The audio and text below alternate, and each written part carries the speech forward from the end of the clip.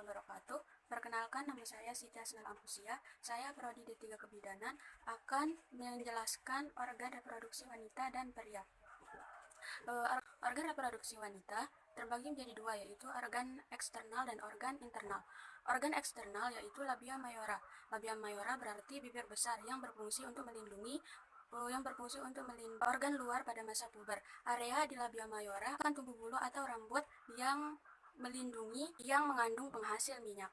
Kemudian labia minora, berarti labia minora yaitu bibir kecil yang mempunyai berbagai ukuran, terletak di dalam labia mayora, mengelilingi bukan ke vagina dan uretra. Kulitnya sangat halus, mudah teriritasi dan bengkak. Mons pubis yaitu tonjolan lemak di atas labia yang ditutupi dengan rambut setelah memasuki masa puber.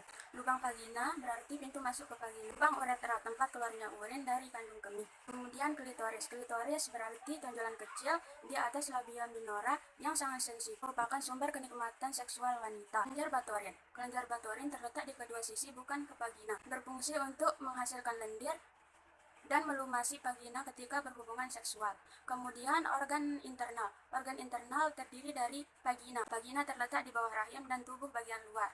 Vagina berarti lorong atau jalan keluar untuk melahirkan, dan jalan masuk penis ketika berhubungan seksual. Cervix yaitu pintu masuk ke vagina dan rahim yang berupa lorong sempit. Cervix bersifat fleksibel sehingga dapat merangsang dan membuka jalan lahir pada waktu persalinan. Uterus berbentuk seperti buah pir yang menjadi rumah bagi janin pada saat berkembang. Kemudian ovarium terletak di kedua sisi yang berbentuk oval yang terletak di kedua sisi rahim. Ovarium berfungsi untuk menghasilkan sel telur. Kemudian tuba fallopi yaitu saluran sempit yang melekat pada bagian atas rahim mengarah ke ovarium. Kemudian kita akan bahas organ reproduksi pada pria.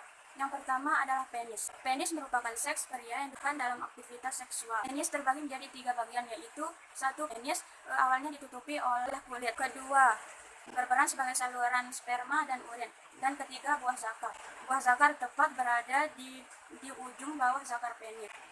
Buah zakar berfungsi untuk memproduksi sperma. Kemudian skrotum bentuk seperti kantung, terletak di belakang atau pangkal penis. Kemudian testis berada di dalam skrotum dan berperan sebagai reproduksi sperma dan testosteron. Organ internal yaitu epidermis peran panjang yang berada di belakang testis. Epidermis berfungsi untuk setelah diproduksi agar membuahi sel telur. Kemudian vas deferens terletak di belakang buah zakar.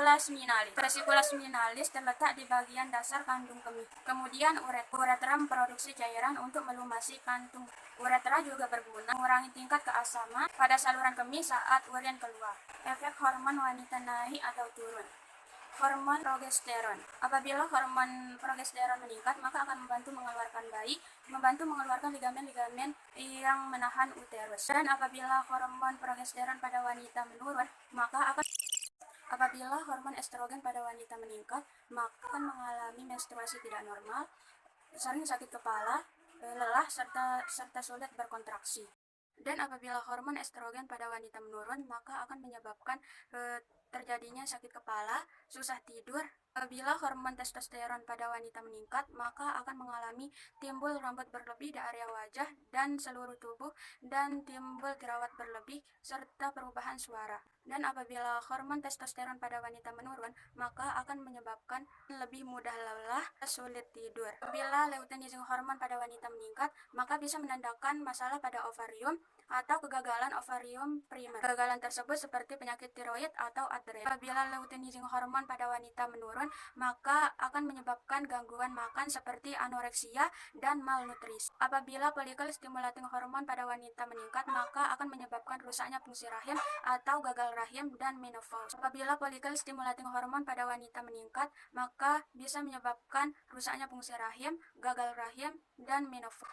Apabila follicle stimulating hormon menurun, maka akan menyebabkan gangguan hipotalamus di otak dan kekurangan berat badan yang panas. Apabila hormon oksitoksin pada wanita meningkat, maka akan menyebabkan rahim akan terangsang untuk berkontraksi. Dan apabila hormon oksitoksin pada wanita menurun, maka akan menyebabkan depresi dan kurangnya ASI. Kemudian ketika hormon pria meningkat atau menurun, hormon estrogen. Apabila hormon estrogen pada pria meningkat, maka akan menyebabkan pembesaran dada, disfungsi ereksi, dan kemandulan. Dan apabila hormon estrogen pada pria menurun, maka akan menyebabkan gairah seksual berkurang.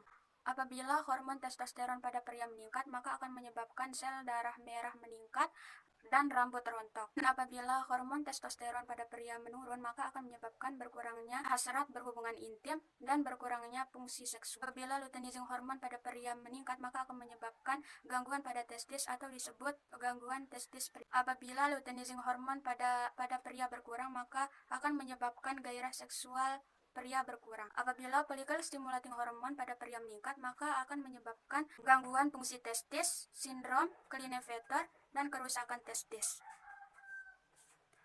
Dan apabila follicle stimulating hormon pada pria menurun, maka akan menyebabkan tidak bisa memproduksi sperma. Macam-macam kelenjar pada manusia dan fungsinya. Kelenjar tiroid berfungsi untuk pertumbuhan dan perkembangan tulang otak dan sistem saraf pada anak-anak. Selain itu, kelenjar tiroid berfungsi untuk menjaga tekanan darah dan detak jantung. Kelenjar paratiroid. Kelenjar paratiroid berfungsi untuk mengatur kalsium dalam darah dan metabolisme tulang. Kelenjar hipotalamus. Kelenjar hipotalamus berfungsi untuk mengatur rasa kenyang, metabolisme, dan mengatur suhu tubuh. Kemudian kelenjar hipotalamus. Kelenjar hipotalamus berfungsi untuk mengatur pertumbuhan produksi serta menjaga tekanan darah. Dan terakhir kelenjar adrenal berfungsi untuk membantu tubuh untuk mengatasi fisik dan emosional dengan meningkatkan denyut jantung dan tekanan darah. Hanya ini yang dapat saya jelaskan. Assalamualaikum warahmatullahi wabarakatuh.